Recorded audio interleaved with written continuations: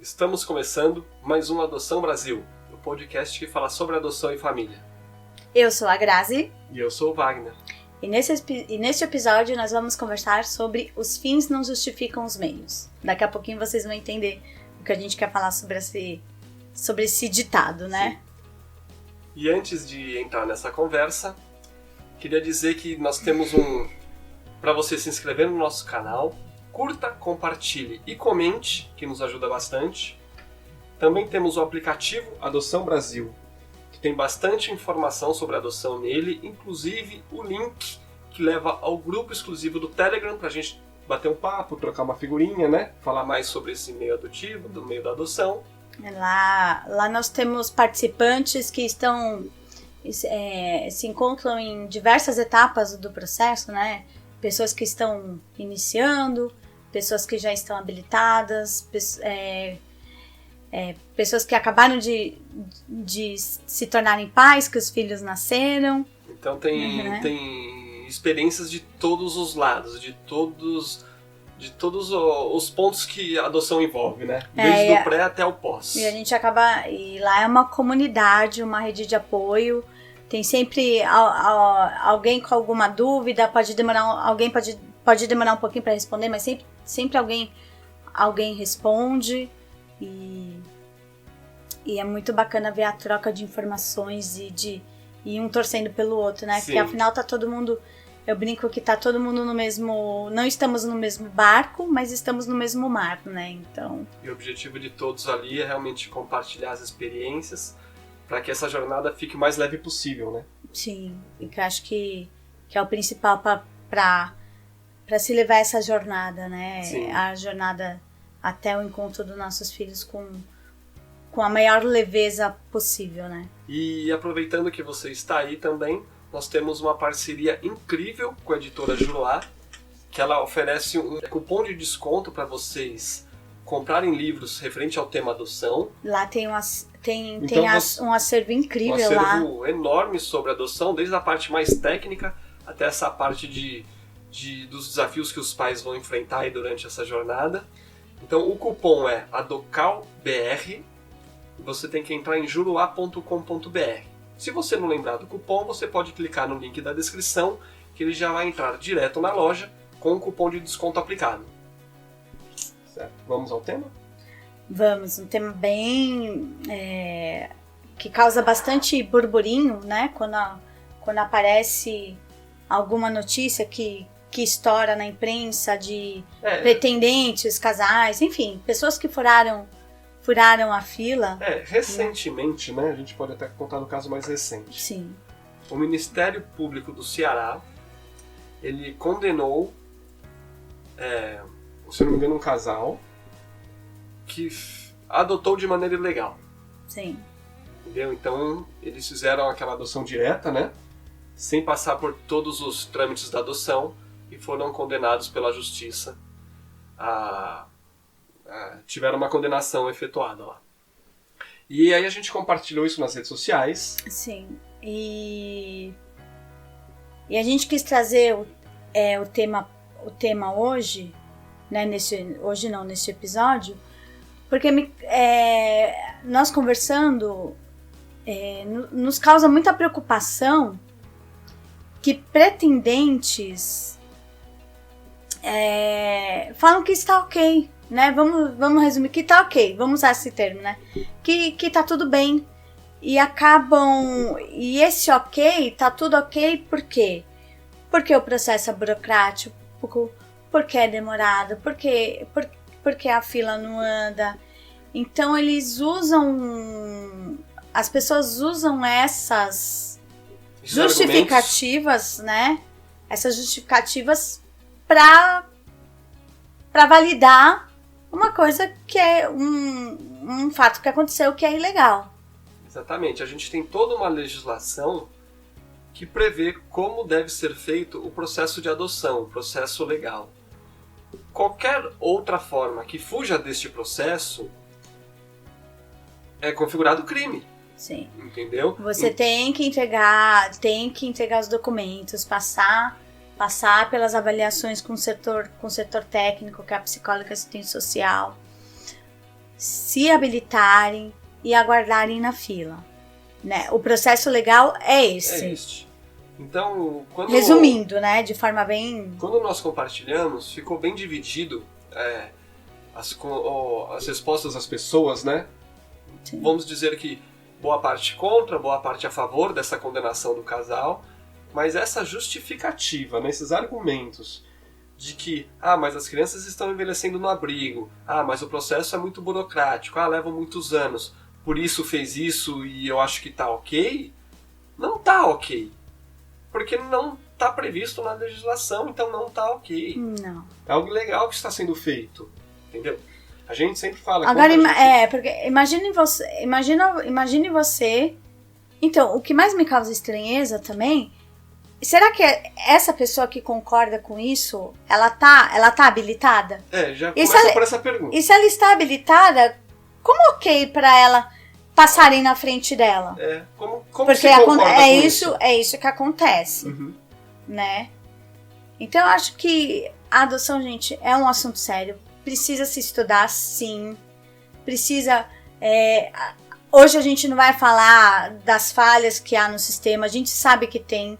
A gente não tá falando... A gente jamais vai falar que o sistema é perfeito, porque a gente sabe que não é. Tá longe de ser. Tá longe de ser. Tem muita coisa pra se melhorar. E a gente pode falar com propriedade, porque nós nos tornamos pais através da adoção. Não são outras pessoas que não passaram... a gente não tá aqui só dando opinião e de puro achismo. A gente vivenciou 2 processos de adoção em 2 momentos diferentes de leis, né? O processo evoluiu. O processo melhorou muito. Nossa primeira adoção, que começou em 2006, para até agora. Sim, ela mudou bastante, melhorou bastante. O nosso processo em 2016 teve esse gap de 10 anos. Então a gente viu melhor, a gente respira, vivencia. A adoção sabe que está melhorando. E se você se sente mesmo às vezes prejudicado pela demora, pela falta de resposta de um fórum ou algo assim, você tem que buscar a defensoria pública. Entendeu? Procure um defensor público para pressionar. Se de repente o fórum não está te respondendo, tem meios de fazer ele responder para você. E informação é tudo. Quando eu falo em estudar, é isso, você conhecer e saber cada etapa do processo para você poder cobrar, para você poder ligar no fórum, chegar no fórum, olha, tá acontecendo isso, o que eu faço, entendeu? E buscar a resposta para aquela sua dúvida, né? Então informação, gente, é tudo. Exatamente. Quando fala só para estudar, não é para estudar no sentido de como que é ter um filho em casa, quais são os desafios com esse filho, como que vai ser na escola, é entender o processo como um todo. Sim. Porque como a gente sempre diz, né, a adoção, o processo de adoção, para quem está se habilitando, para mim, para você, é um processo. A criança que foi acolhida corre outro processo em paralelo. Processo. O processo de destituição da criança é que está correndo simultaneamente com os processos de habilitação dos pretendentes, né? Então, mesmo é aí que a gente vai falar o porquê que demora. Porque há poucos profissionais por uma determinada demanda, entendeu? E isso vai variar de fórum para fórum, de cidade para cidade, de estado para estado. Sim, isso é o que a gente está dizendo. Então a gente ouve, a nossa habilitação durou 5 meses. Nós conhecemos pretendentes que estão há 1 ano ainda e não se habilitaram. Exatamente. Então tudo isso, quando você entende como o sistema funciona, fica mais fácil de se entender o processo. Não é que... Quando o setor técnico tem uma demanda absurda e são poucos profissionais, e esse mesmo profissional que está cuidando do processo de habilitação dos pretendentes e ao mesmo tempo está cuidando do processo de destituição dessa criança, então você imagina a sobrecarga. Eu não tô justificando, a gente só tá querendo... não é pra ninguém se conformar. E assim, a gente pra explicar, pra vocês entenderem como funciona. Demora, então. Demora, por causa... A gente tá tentando E assim, a gente Explicar o não tá porquê. passando um pano pra justiça, né? A gente não Não. tá aliviando a justiça. De forma alguma. Porque eles são muito grandinhos e sabem se defender muito melhor do que precisar de uma defesa nossa. Sim. Mas é para que vocês entendam, mesmo que superficialmente, que tem outros fatores que fazem demorar. Então a demora é uma questão. Quando a gente vê muita reclamação que o processo é muito burocrático, acaba indo de encontro ao que aconteceu com essa situação e com esse cenário, que se normaliza uma situação que, ok, pelo bem da criança, eu concordo que se tem que fazer isso mesmo e burlar a fila e passar direto. Então, se com toda essa burocracia hoje já fazem isso, se não tivesse, seria um mundo sem lei, entendeu? Aí cada um faz o que quer. E não é isso. Não Porque pode ser isso, né? Se Porque for imagina... assim, toda essa questão que envolve o processo de adoção e as crianças, e com toda essa burocracia, ainda acontece a devolução dessas crianças. Imagina Então, se não tivesse também. Imagina se os pretendentes não tivessem que passar por essas avaliações, não tivessem que passar por curso, e eles recebem, nasce um filho para eles não estão preparados para receber esses filhos, essas crianças. Isso a gente pode... São N fatores que a gente pode discutir em outro momento. Pode falar em outro momento. Então é complicado, a gente tem que tomar um certo cuidado, por mais que pareça ser, né, igual a gente disse lá. Não é simples, né? A adoção é muito mais complexa do que se imagina. E não é só assim, aparentemente parece ser simples, que tem uma criança acolhida, tem um pai e uma mãe querendo adotar, né? Então, vamos conectar essas pontas, vamos fazer um match e tá tudo resolvido. Mas nem sempre é assim que funciona. Envolve muita expectativa, tanto dos dois lados, tanto de quem quer adotar, do pai ou da mãe, quanto da criança que está ali acolhida. Sim, porque a gente esquece, a gente vê só o nosso lado. Né? A gente projeta, a gente cria expectativas, a gente planeja. E a gente esquece que na outra ponta, que são as crianças, então, há tudo isso também. Neste processo de adoção, a gente ele mexe muito com nossos sentimentos, né? Os sentimentos ficam à flor da pele. A gente sofre bastante, porque muitos dos pretendentes eles tiveram uma questão de infertilidade no meio da história deles. Então já passam por um momento e uma situação delicada. Mas, no final de tudo, qualquer coisa que faça uma adoção ilegal se justificar porque a criança precisa de um lar, aí a gente volta para o começo do nosso tema. Os fins não justificam os meios. E não pode. Porque se a gente levar para outras esferas e outros âmbitos, aí se justifica qualquer crime. Porque qualquer pessoa que comete um crime, ela tem uma justificativa, uma desculpa para ter cometido. Aí justifica o meu, mas não justifica o do meu coleguinha do lado, né? Aí são 2 pesos, 2 medidas, então não dá, né? Não, então a gente tem que realmente tomar esse cuidado, né? Ter esse tipo de atenção, que ok, aconteceu, e se o Ministério Público entendeu que coube um processo, que coube, né? Ter ali algum tipo de penitência, não é penitência, né? Mas teve alguma coisa de crime, punição, entendeu? Foi porque realmente algo aconteceu ali de maneira incorreta. Eles lidam todo dia com isso. E voltando até um pouquinho lá naquela questão da demora, que você comentou agora há pouco, me lembrei agora, então a gente vai ter que fazer só proceder um pouco. Existe, eu li recentemente uma matéria que em algumas varas da infância, em algumas, ainda são bem poucas, eles começaram a segmentar e direcionar profissionais somente para o assunto adoção. Para que cuide somente desses casos de adoção. E nessas varas da infância, o processo ficou muito mais ágil e rápido. Porque foi como você disse. Pega aquele profissional, o assistente social e o psicólogo de um fórum, que de repente ele está ali para correr quando toca o telefone deles e uma criança foi agredida dentro de uma escola. Um pai agrediu uma criança. Isso que eu comentei só do processo de destituição, mas tem outros... Entendeu? Então, esses profissionais da vara da infância, eles não estão lá somente para adoção. De repente, né, a gente uma família sofreu um acidente, os pais estão internados e aquela criança teve ferimentos leves e ela vai para onde? Tem que ter um assistente social, tem que ter um psicólogo para correr até ali e dar o suporte necessário para fazer esse ajuste. Para conseguir contornar a situação, procurar família. Se não tiver família, ela vai ter que ser acolhida provisoriamente até os pais se recuperarem dessa internação. Então são muitos detalhes mesmo que fazem o processo ficar... E outro detalhe importantíssimo que a gente sempre fala: nem todas as crianças que estão acolhidas estão aptas para adoção. Exatamente. Então, é outro ponto para se ser esclarecido, né? Sim, porque normalmente quando vem matérias dizem: tem 40 mil crianças acolhidas e somente 7 mil para adoção. Mas porque tem todo esse cenário envolvido.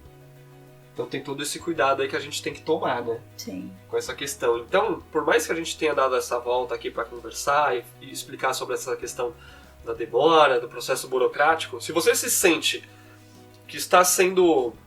prejudicado não é a palavra certa, mas que está faltando informação para você, que o seu processo está muito demorado, procure um defensor público para ele poder te auxiliar. Fala, aquele fórum não quer me responder.